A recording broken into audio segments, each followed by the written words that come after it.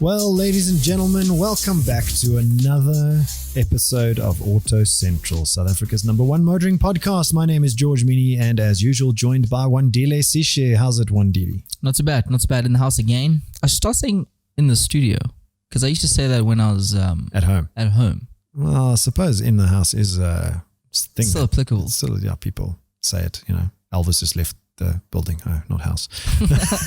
Well, in the house then. I'll keep to it. That's your thing. It's your thing. All right, let's get right into it. In today's episode, is the hatchback the best car to buy in today's world? We try and answer that. Could be.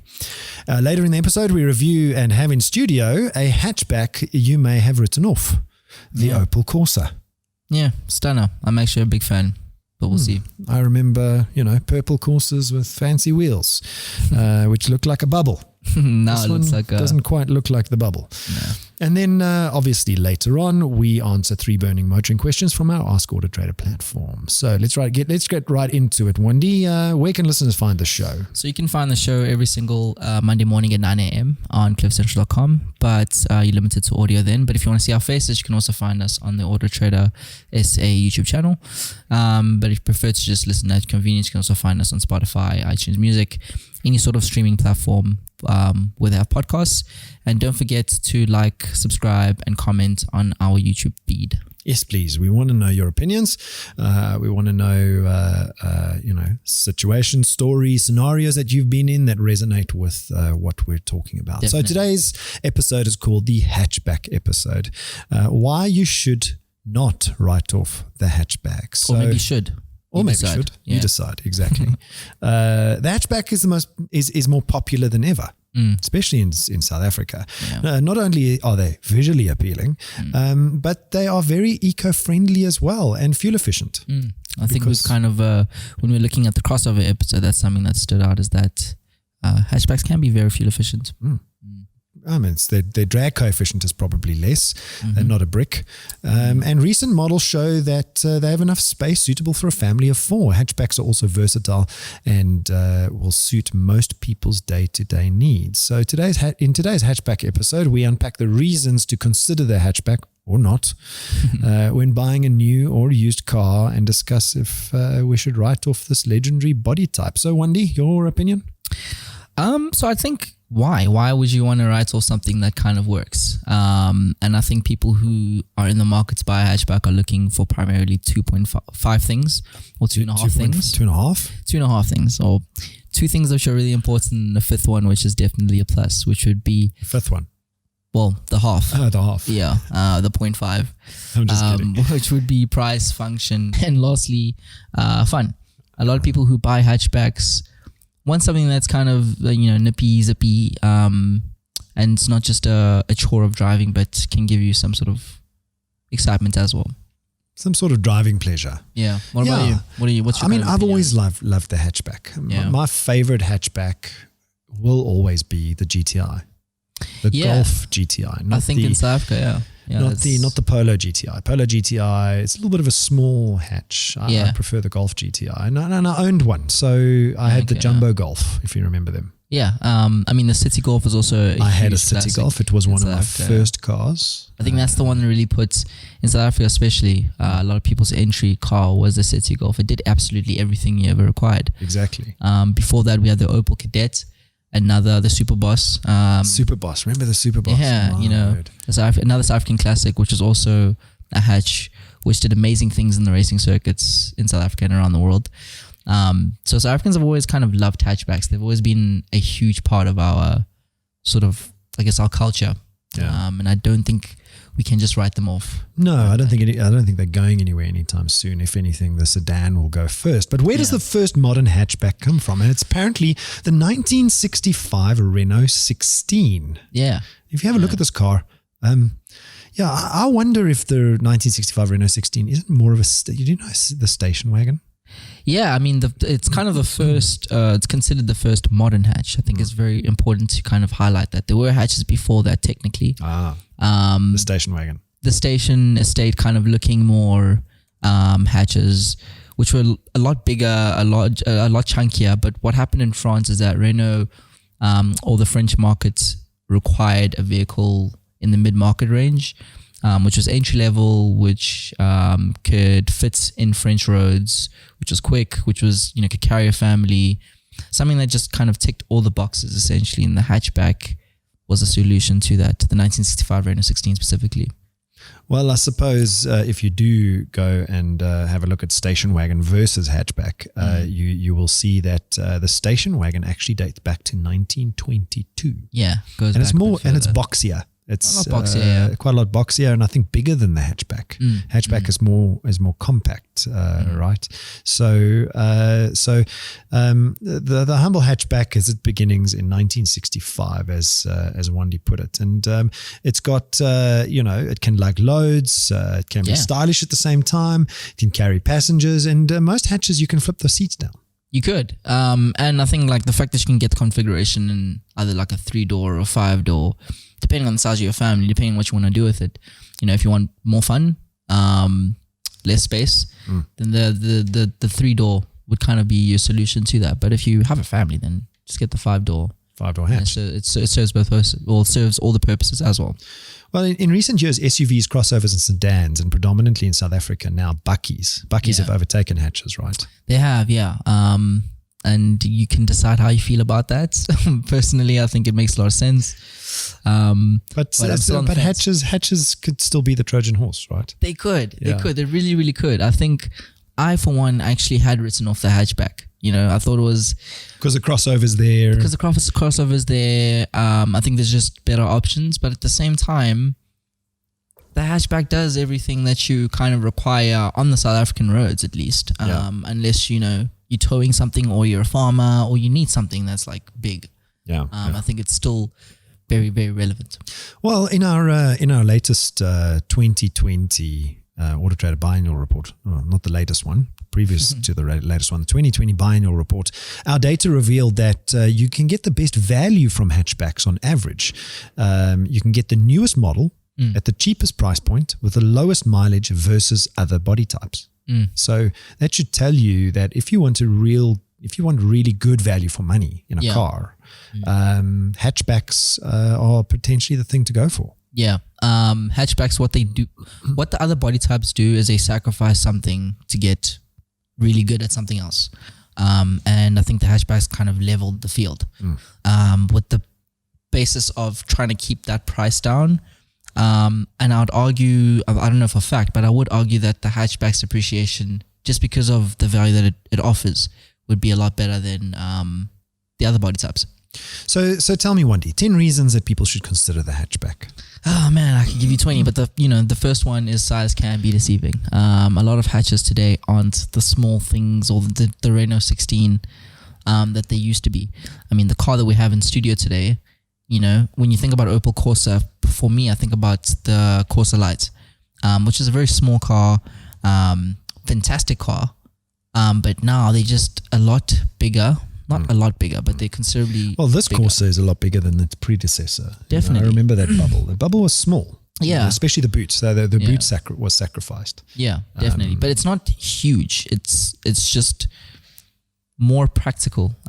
So that size element is definitely there. The next thing is boot access is a lot more practical there. Tell us about boot access. Why is boot access more practical in a hatch versus a sedan, say? So something it's a funny story. So I'll use an example that I had. This one time I had to go get, I think it was like a patio set or something. And I came with my car and I was like, I'll definitely fit it inside there. And it's a coupe, which is very similar to a sedan. And my girlfriend was like, no ways, it's never going to fit in there. And I was like, watch me fit it in there. Tetris and Master, I failed. Wandile. Yeah, no, but I failed considerably. And then she came with her hatchback, a Renault Sandero, and it fit perfectly with no problem at all. And I was like, what? How is this even possible? Turns out hatches actually have really, really good boot access. Boot access space. Yeah. And size. Back to the first point.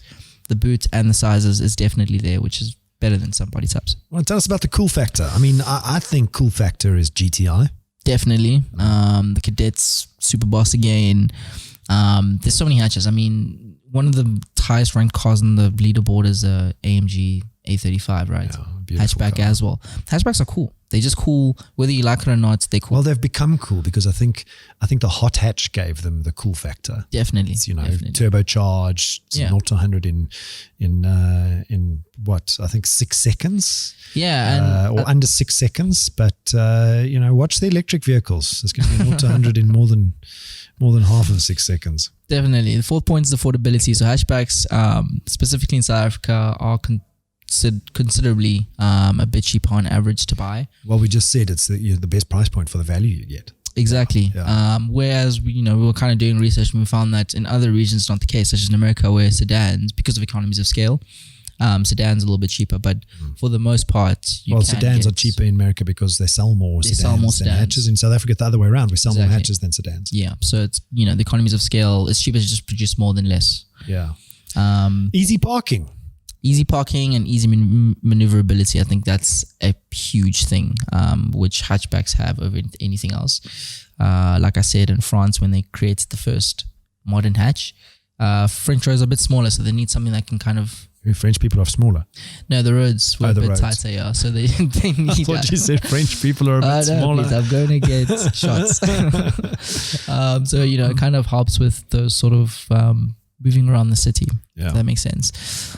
Insurance is also a lot cheaper. That's weird though, that insurance is cheaper because I would have thought that things like the Polo, which is a high risk car, insurance is more expensive, but you're saying insurance is cheaper. Well, I think it depends who you are.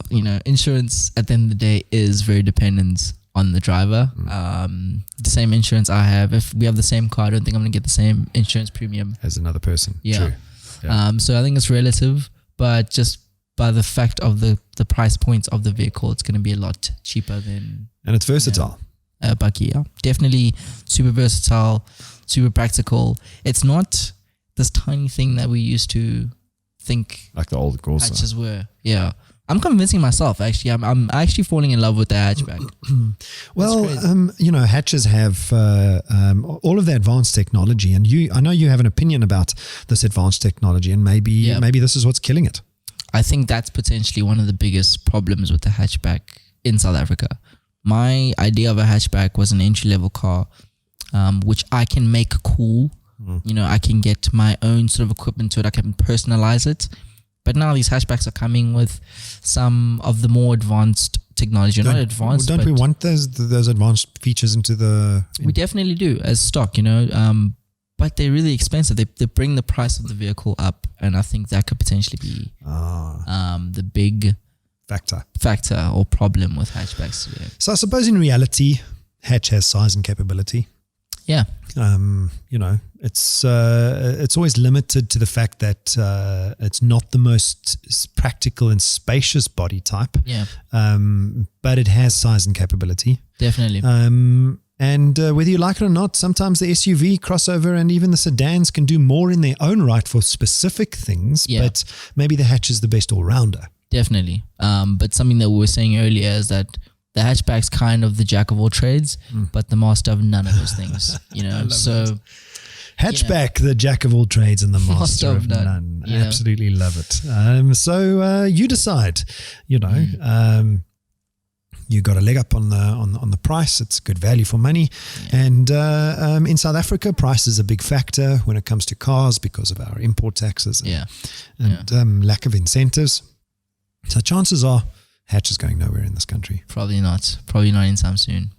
Well, that's all we have time for this part. We have to get to the review of the forgotten hatch, and this 2021 Opel Corsa is going to be reviewed by our expert journalist, Martin Pretorius, next. See you in a sec. Let's do it.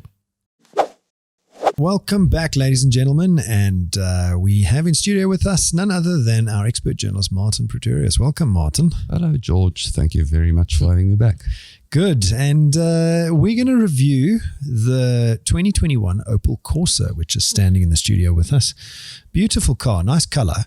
I haven't been inside it yet. I'm going to take a look after this and see. But Martin, first of all, this is a 1.2 turbo elegance, right? Yes.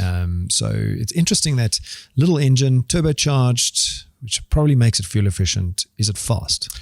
Well, it's fast enough for its segment. Okay. Yeah. It's not really a quick car in any way, and I think the automatic gearbox also blunts the performance a little bit. Oh, why do you think? Why is that? It's a bit indecisive. As to can I go fast or like what's No, indecisive? the car's, do you want to go fast or don't you want to go fast? No, I don't think you want to go fast, so I'm going to stick to fifth gear. And, oh, wait, you want to go faster. So I'm going to drop down from fifth to second or third. And then you get too much power and then it don't pull back. Does it have a lot of turbo lag? It has some turbo lag, yes. Okay. And so does it have a sport mode? Like No. No. Okay, so it has to guess what you want to do with it effectively, and maybe that's the trouble. It's trying to decide whilst you're driving, whilst you're making decisions. It's not as quick. Yeah, It's kind of react. unfortunately, I think the gearbox was programmed by someone with at most a learner's license. If you're listening to this and you programmed the gearbox, well, China, you've just been told off by Martin. Okay, so you think it's a gearbox problem, not an engine or a... No, the engine is fine. Look, I have to be honest, this engine is from the Peugeot PureTech family because the car is built on the Peugeot CMP1 platform. Okay. The Peugeot engine is not as refined as the 3-cylinder Opel motor that came before in the previous model. Okay. Is this a 3-cylinder? Or This is a 3-cylinder 1.2, Okay. yeah. 3-cylinder 1.2. I mean, the 3-cylinder 1.2, the 3-cylinder 1 litre and 1.1 litres, you got them in the Daihatsu Charade, I think, initially. Yeah. Yes. That's where they first made their debut, was a 3-cylinder. Yeah. And it's almost like an unbalanced engine. It is. And unfortunately, you can feel it with a specific example. And this is a common thread through all PSA or now Stellantis products that employ this engine. I call it the triple tremble. Yeah. When you accelerate, when you put the engine under Load. A little bit of stress. under Yeah. load, Yeah. it sets up this small vibration throughout the entire car. And there's no way to get away from that, unfortunately. So then why do V6s then? Why are V6s smooth? More firing pulses per revolution. Okay. Well, no, V6 is an even number. So I suppose, no, the only uneven number is the 3-cylinder, really. Or 5. Or the 5, yeah. Or five. 5-cylinder. Yeah. Yeah. Which, I mean, do 5-cylinders have the same vibration issue? 5 cylinders do not have the same vibration issues. They have other vibration issues, Yeah. but they don't have the 3 cylinders. The problem is the firing pulses occur more, it takes more than 180 degrees before the next firing pulse comes around. You sound disappointed. I mean, the Opel Corsa has been kind of very loved in the South African space. Do you think this one's not going to be as Well, the previous one was popular? 4-cylinder, right? And it was naturally No, aspirated. the previous one was available with a 3-cylinder, 3-cylinder. 1 liter turbo. I was thinking of the bubble shape, the old Yeah. one. Yeah. light? But the old 3-cylinder, the General Motors 3-cylinder, employed a balancer shaft. And honestly, if you drove that car, you couldn't feel that was a 3-cylinder because that balance shaft took out those small vibrations. Yes. And that's absent with this new one. So you're always aware that it's a 3-cylinder. Okay. So your driving impression, besides the vibration, the interior of the car, we've mentioned the turbo lag, the fact that the gearbox is programmed by a learner and doesn't really know which gear it wants to be in, but more confused about who the driver is and what he wants to do. But generally, the interior of the car, is it comfortable to drive if you ignore this vibration? Yes, it's actually it feels like, I'm going to say this now, it feels like a real Opel when you're sitting inside. Okay. So the interior design is classy and conservative, and the material quality is generally good, and it seems to be well screwed together and so on. So in that respect, it's almost like a real Opel. almost like a real Opel. Okay. And it's going up against what? Like, who are the main You competitors? see, that's the problem. There's a bit of a mixed bag with this car. So it looks great. It handles extremely well.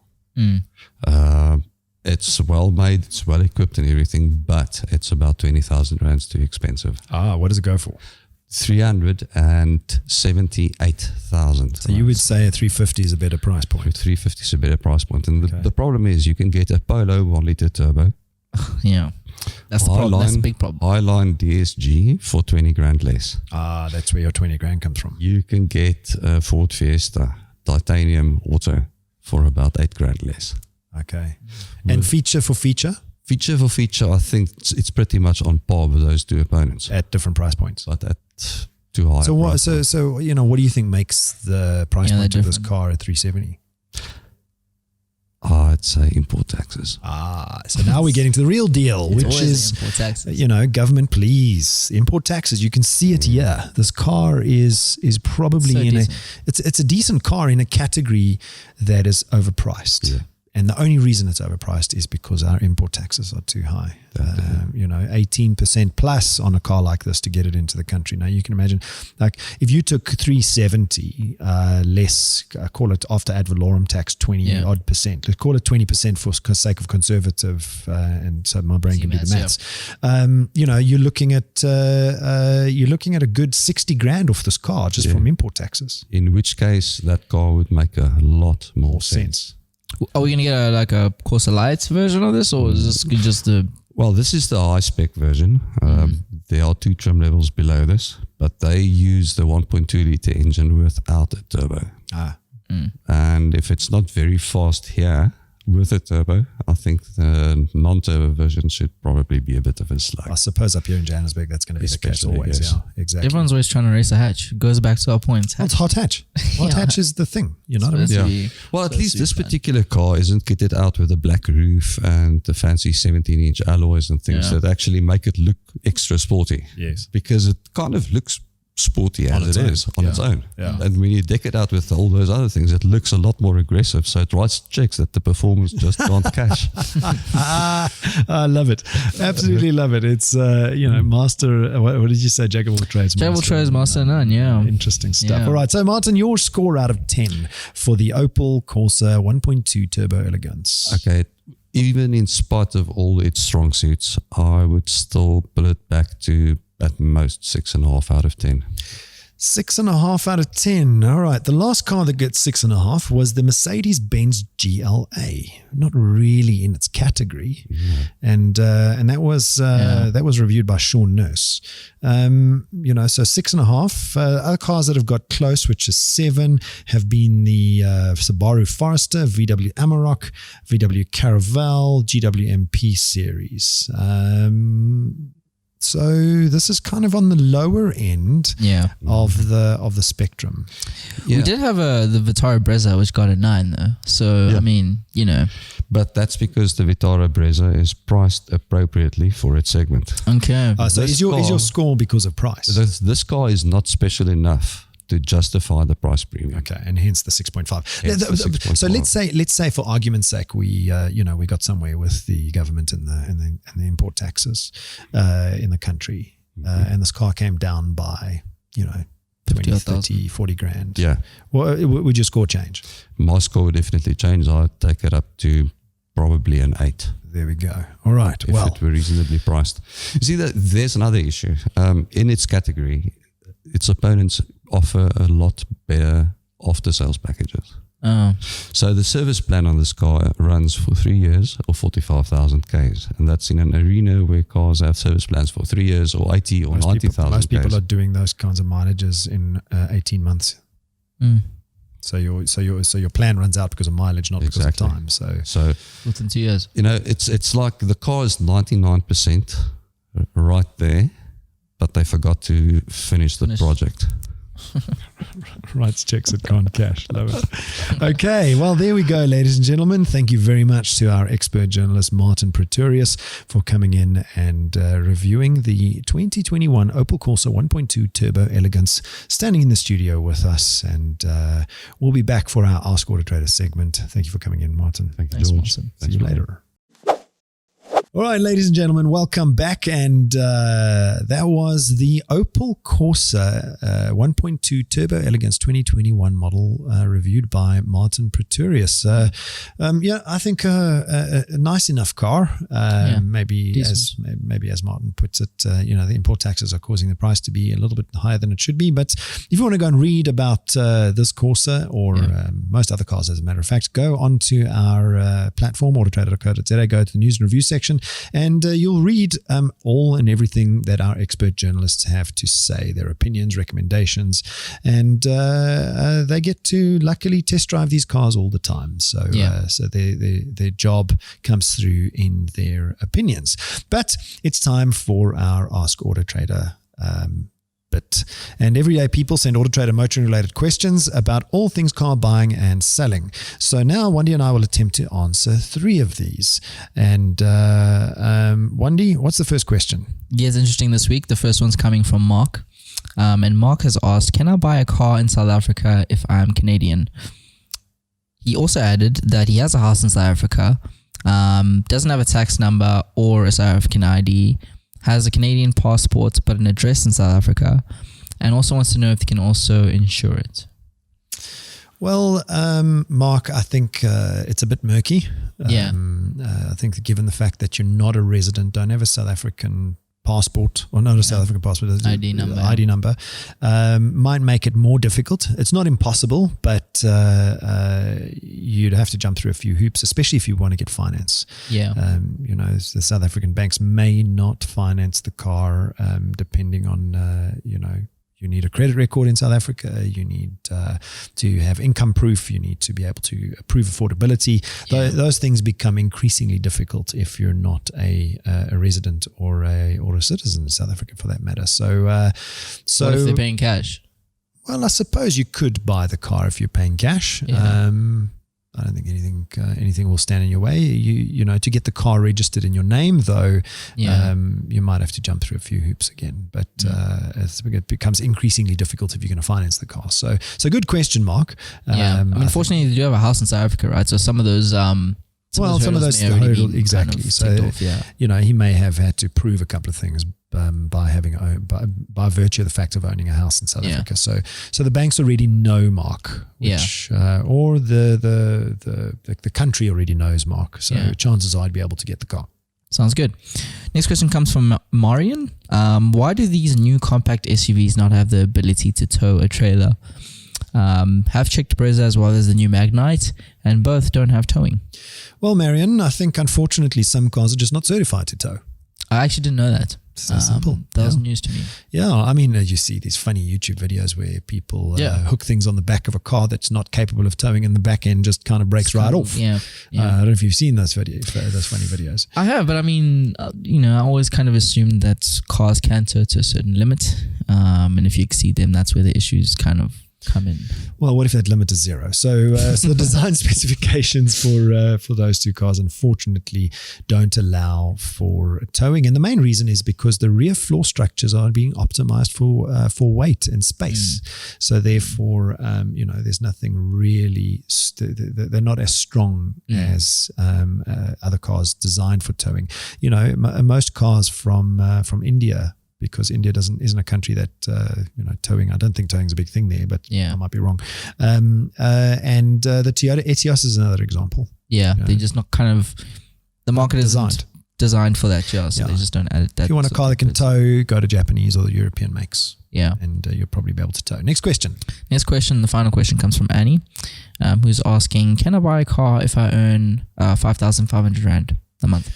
Annie, at your pay grade, you should be able to qualify for car finance with repayments of about 1,500 Rand a month. Okay. And that kind of would put you in the category of about 100,000 Rand car. And you would have to put down a deposit more than likely, and generally 10% on cars of that value up front to seal the deal. But it all depends on your credit score. Yeah, definitely. And it all depends on the car. So luckily there's AutoTrader, which has cars at that price point. We have cars at that price point, so that's only one factor. Then you're going to have to factor in your credit score. You're going to factor in your income, proof of pay slips, and proof of affordability. So you've got to prove affordability, and then it all depends on the car and the dealer you buy from as well. 100%. That's all the questions I have for you this week. Great stuff. Wandile Sishi in the house. My name was George Mienie. It's been real. And ladies and gentlemen, another episode of AutoCentral done and dusted. See you next time. Yes.